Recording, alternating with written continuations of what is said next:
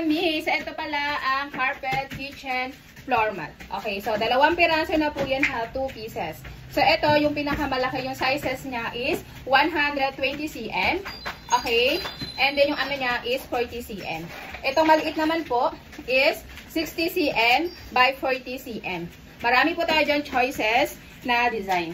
So, ang kagandahan dito is non-slip po siya mga sisi ko ha. Ayan. Kasi meron po siyang pinaka-dot-dot na rubber. Ayan. Kaya mga miha, pwedeng ilagay sa kitchen, sa doorway nyo, okay, sa balcony kitchen, or sa bathroom, or sa living room nyo.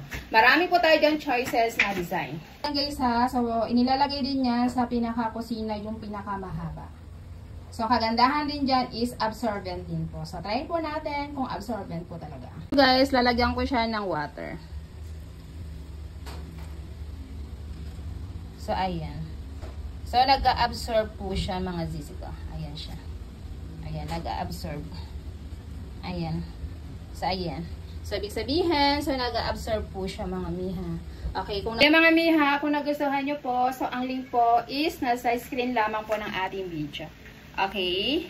Okay po ang ating carpet kitchen floor mat. So, 2 piraso na yan. Marami po tayo dyan choices na sizes. Ayan. Thank you so much po.